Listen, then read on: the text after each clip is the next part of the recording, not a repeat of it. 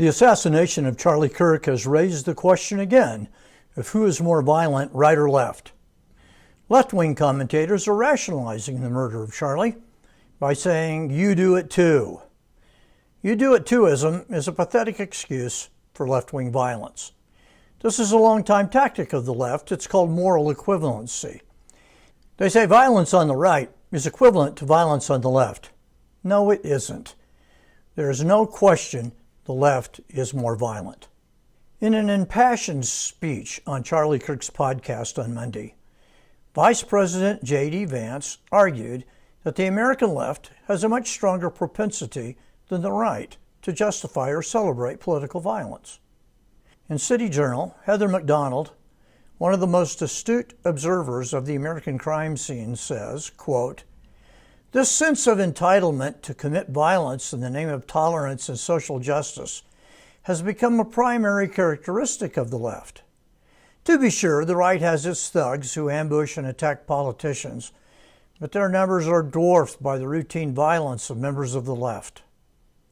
That leftist sense of entitlement unites Antifa, the Ferguson, Missouri, and George Floyd race rioters, the Los Angeles anti-ICE rioters, the destroyers of statues, the arsonists who torch cars and police precincts, the mass looters, the stalkers of judges, the assailants of conservative college speakers. It dread the assassination of a healthcare executive, presumably the attempted assassinations of Donald Trump, and now apparently the murder of Charlie Kirk." End quote. Roger Kimball, writing in The Spectator, said, "The leading characteristic of the left is bloodthirstiness. Behind all the rhetoric about brotherhood and equality, bloodthirstiness is the left's most reliable calling card." I used to ask my Marxist colleagues about left-wing violence. One of them admitted that 1 billion people may have to die in order to achieve the workers' paradise, but that was a price worth paying to bring it in. Of course, he didn't include himself in the 1 billion. John Davidson of the Federalist on organizations that promote violence, quote, "Those institutions are all on the left. They are well-funded, they are part of the liberal mainstream, and they are unrepentant. Until they are destroyed utterly, those are the only monsters in our midst worth talking about." End quote. Public opinion polling reveals the penchant for violence on the left. The Federalist reported last spring on a recent polling result. 55% of leftists said that assassinating President Trump would be at least somewhat justifiable. The Wall Street Journal polling showed that of people 50 and older, 90% said violence was never acceptable in settling public debates. Tragically, nearly 60% of those under 30 deemed it acceptable. People who self-report as politically left of center are 3 to 4 times more likely to approve of violence than those who are on the right. Then there is the rhetoric. Left-wing politicians, bloggers, media figures, and other leftists regularly use language that invites violence. Charlie Kirk himself recently said, quote, "The left is being whipped into a violent frenzy. Any setback, whether losing an election or losing a court case, justifies a maximally violent response. This is the natural outgrowth of left-wing protest culture, tolerating violence and mayhem for years on end.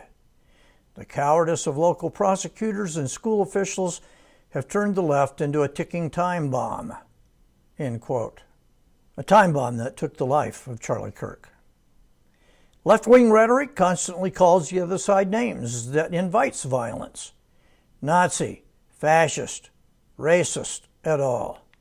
You can't use that kind of language and not expect a violent result. It was the so-called slur transphobic that got Kirk killed. Elon Musk recently said at a rally in London, "The left is the party of murder and celebrating murder." I mean, let that sink in for a minute. That's who we're dealing with here. One of Greg Gutfeld's regular personalities on Fox News is Tyrus, a former pro wrestler, but an entertaining and insightful social commentator. His response to Charlie Kirk's death was quite moving. He began by saying he did not like what Charlie Kirk did, trying to persuade people to become Christians. He said, quote, "I feel bad because I did not like what Charlie was doing. I am not a religious person," end quote. But he added, Charlie in his death, his faith was unbelievable. Then Tyrus made an extremely important observation. Quote, "How many buildings burned last night? How many people were dragged in the street? Not one. How many police officers were spit on? Not one." End quote. Tyrus ended his monologue by telling the left, you just created 1,000,000 Charlie Kirks. So yes, the left is more violent. Both sidesism doesn't work here. But why is the left so violent? The reason is, of course, religious, or to be more precise, religious doctrine. According to the left, people are basically good but stupid.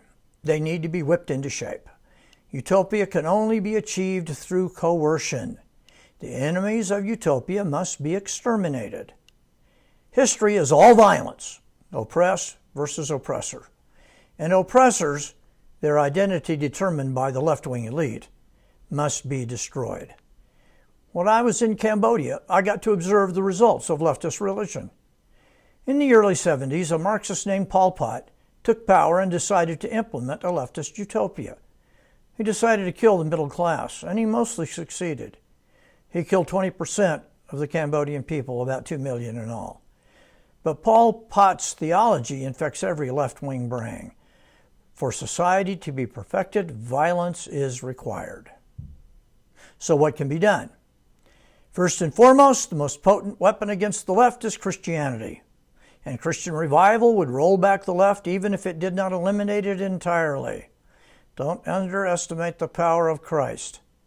I am watching videos and reading testimonies of many, many young men and women who have turned to Christ because of the witness of Charlie Kirk. One writer for World Magazine called him the Stephen of our time, referring to the first martyr for the Christian faith, Stephen in Acts 8. After Stephen's assassination by the angry religious establishment, a revival broke out that began Christianity's spread around the world, a spread that has not stopped to this day. A second step would be to dismantle the universities. Corrupt, violent, left-wing religion begins here. I saw it plain as day as a young student in the 60s. I taught at a large secular university for 25 years and saw firsthand the corruption of the Marxist cult. This won't be easy. First steps are underway, starting with defunding these corrupt institutions. But until their influence is subdued, the left will be a powerful force in our society, a government-funded source. Third, provide alternatives. Charlie Kirk, a victim of terrible violence, was still on the right track. Engage the enemy graciously and with love and compassion. That will help turn the temperature down. The problem we face is spiritual, and therefore the solution is spiritual.